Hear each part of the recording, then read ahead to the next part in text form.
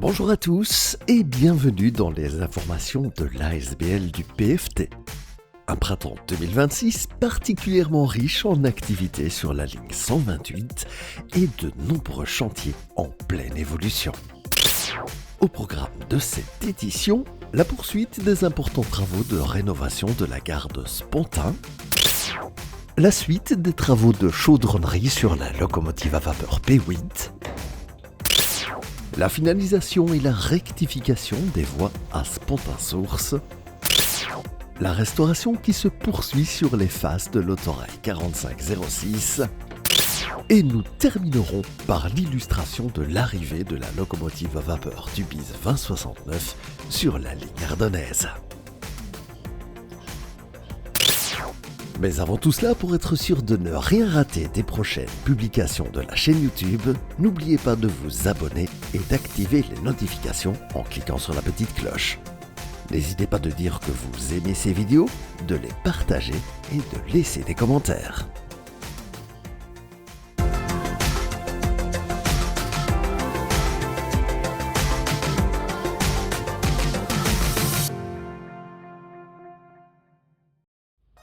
Au tout début du printemps 2026, les travaux de pose de la voie étant terminés, l'entreprise ETF a pu entamer l'aménagement des quais. Afin d'obtenir un parfait lissage de la sous-couche, les différents engins de chantier sont intervenus, guidés par la technologie satellitée à laser.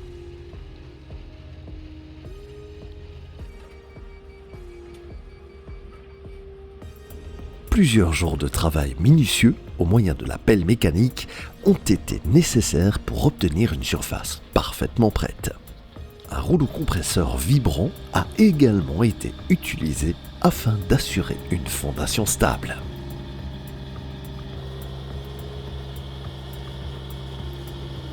Les bordures de l'ancien quai numéro 2 ont été conservées et réutilisées afin de limiter au maximum les coûts de rénovation.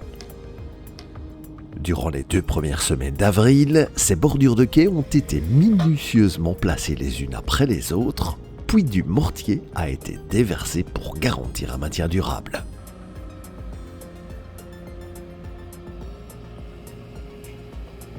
Ce travail, particulièrement lourd, a été facilité par l'utilisation des engins de chantier.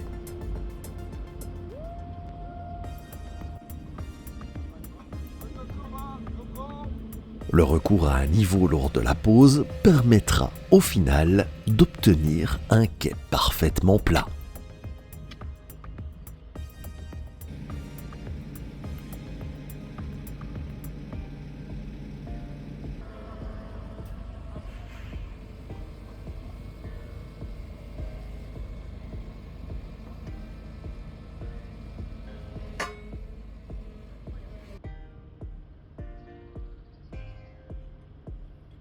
La pelle mécanique est ensuite intervenue une fois de plus afin de remplir l'intérieur des quais avec des terres de déblai. Les bénévoles du PFT sont intervenus en parallèle des travaux de construction des quais pour poser les gaines et tirer les câbles électriques qui permettront d'alimenter les futurs poteaux d'éclairage.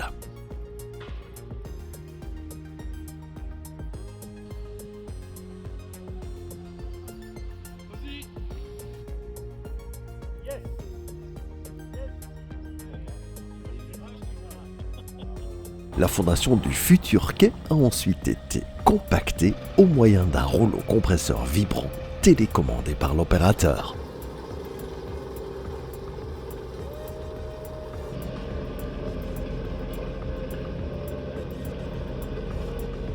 Le 14 avril, les responsables de l'entreprise EFM Steel, choisis pour la réalisation de la verrière qui habillera la gare de Spontin de son aspect d'antan, se sont rendus sur le site afin de prendre les mesures et définir les modalités de fixation de l'édifice. Cette même entreprise a également été sollicitée pour la restauration des signaux et des futurs équipements de signalisation mécanique qui permettront de remettre en service l'ensemble de la signalisation. Les bâtis de signalisation anciens de type Siemens S8A, récupérés et conservés par le PFT de nombreuses années auparavant, ont été sortis du stock et transportés dans les ateliers de l'entreprise pour y être partiellement restaurés. La semaine du 20 avril, le quai 2-3 était presque terminé et l'entreprise ETF a débuté les travaux de prolongation du quai numéro 1. Les terres de remblai ont été apportées sur l'ancien parking et des saignées ont été forées dans l'ancien tarmac afin d'y placer les futures conduites d'eau et les câbles électriques destinés aux futurs postes d'aiguillage.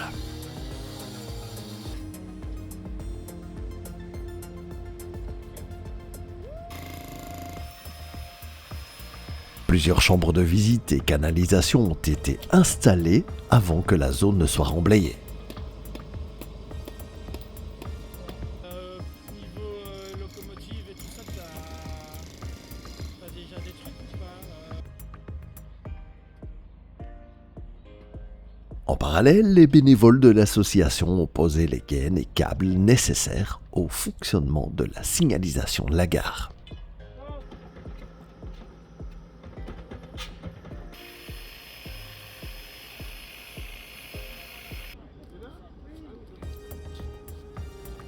Le 22 avril, les armatures métalliques destinées à être enfouies et à supporter les signaux ont été livrées par l'entreprise EFM Steel. Ces structures complexes serviront à maintenir les futurs chandeliers mécaniques.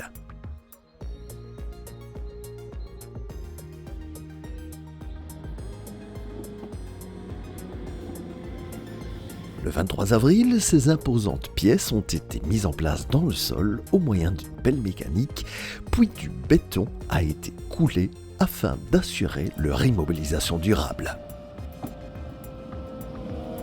Ce même jour, une étape importante a été franchie avec l'arrivée au petit matin des éléments destinés à la construction de la verrière de la gare. L'entreprise EFM Steel, qui a fabriqué l'ensemble des pièces métalliques sur base des plans d'archives, a livré les différents composants.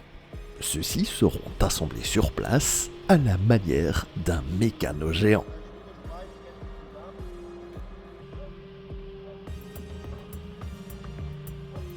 Pendant plusieurs heures, les structures ont alors été manutentionnées et préparées en vue de leur montage.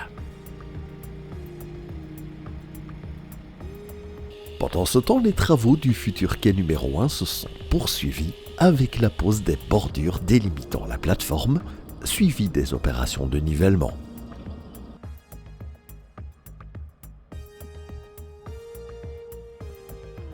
Au niveau de la future traversée piétonne, les cornières destinées à délimiter la zone asphaltée ont été découpées sur mesure.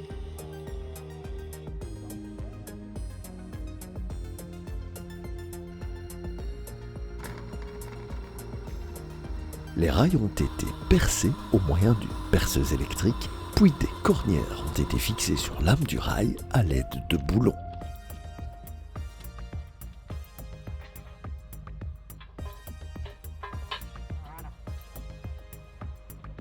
Dans l'après-midi du 23 avril, des trous ont été percés dans les façades en pierre du bâtiment.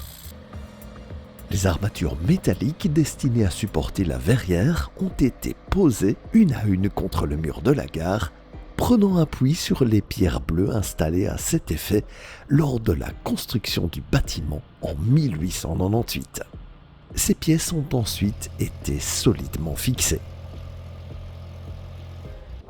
Au cours de la première semaine de mai, la pose des gouttières et éléments décoratifs de la structure accueillant la verrière s'est poursuivie pendant plusieurs jours.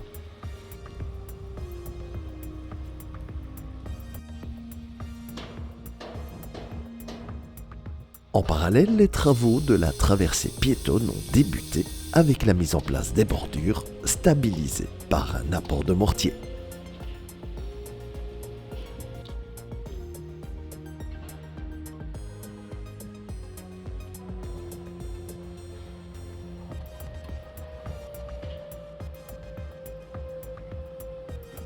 Les anciens matériaux ont été chargés par camion pour être évacués vers un site de retraitement, d'abord les anciennes traverses en béton et en bois, puis les terres et pierres. Enfin, le 13 mai, les signaux mécaniques confiés à l'entreprise EFM Steel ont fait leur retour sur le site de la gare de Spontin, soigneusement déchargés et entreposés en vue de leur remontage par les bénévoles.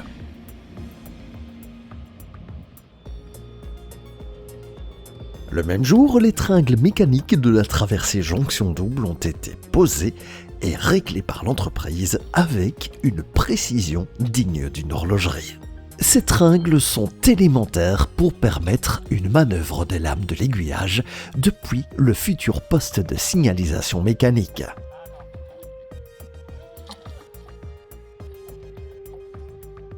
La toute dernière semaine de chantier a débuté le 18 mai avec l'arrivée en gare de l'entreprise de la vitrerie ardennaise choisie pour installer les vitrages de la future marquise. Cette structure, longue de 15 mètres et large de 4 mètres, sera couverte de 100 plaques de verre de 2 mètres sur 32 cm, soit un total de 60 mètres carrés pour un poids global de 450 kg de verre. Ces vitrages de sécurité, composés d'un feuilletage élastique permettant toute chute en cas de bris, ont été préparés un à un, puis disposés sur l'armature métallique. Un joint en silicone a été appliqué pour garantir l'étanchéité et la tenue dans le temps. 2 jours auront été nécessaires pour poser l'ensemble des 60 mètres carrés de verre. L'ambiance était particulièrement animée en gare, en parallèle à la mise en place de la verrière, une entreprise spécialisée dans les revêtements procédait à la couche de finition des quais. En commençant par le quai numéro 1, une couche de bitume froid liquide a été appliquée pour servir de colle avant que des graviers ne soient déversés puis répartis uniformément.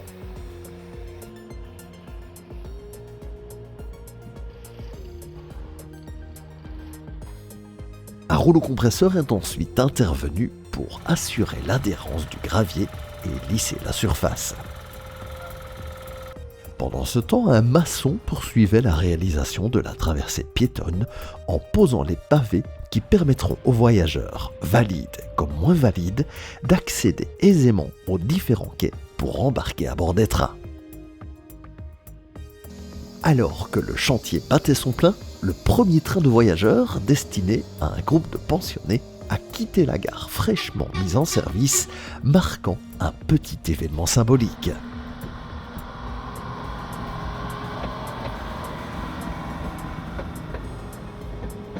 Dans le prochain numéro, nous illustrerons le sprint final de la terminaison des travaux avant l'inauguration de la gare en grande pompe.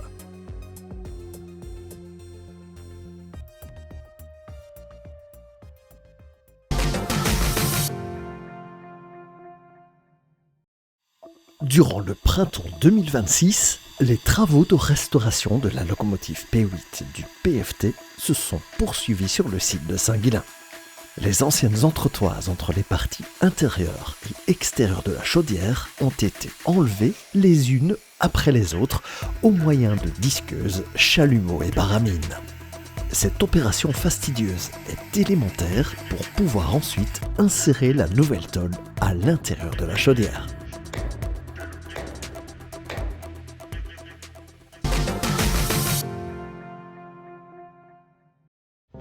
Le 30 avril, afin de stabiliser durablement le tronçon de voie rénové au printemps à hauteur de Spontin-Source, une bourreuse d'infrabel a été louée par le PFT.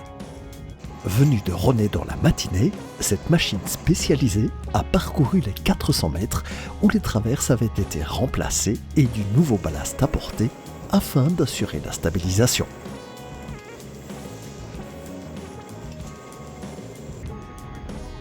Les rails ont été légèrement soulevés, tandis que des bras vibrants s'enfonçaient dans le ballast pour repositionner les cailloux sous les traverses.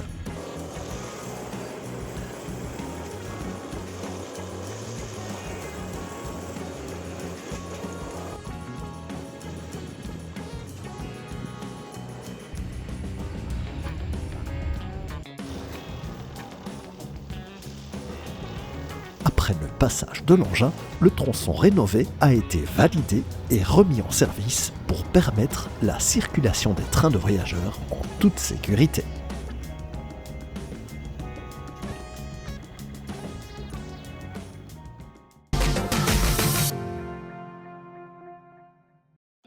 Durant le printemps, les travaux sur l'autorail 4506 se sont poursuivis.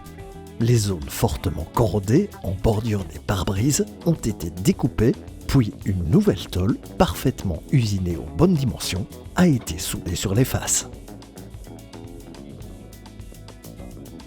La pose des nouveaux vitrages pourra être réalisée, suivie par la mise en peinture.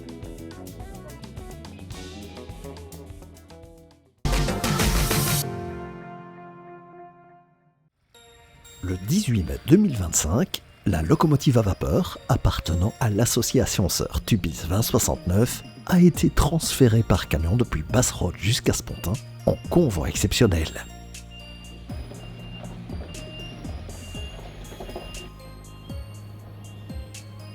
Le tracteur a positionné la remorque avec précision dans l'alignement des rails, puis une passerelle de connexion a été déployée.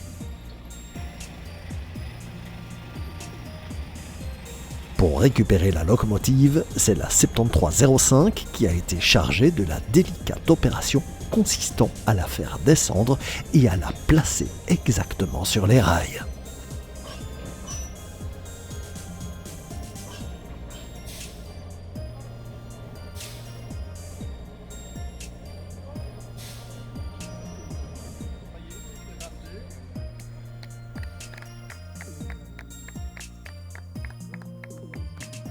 Une fois la manœuvre délicate terminée, la locomotive a été entreposée dans le hangar en attendant l'inauguration de la gare prévue quelques jours plus tard.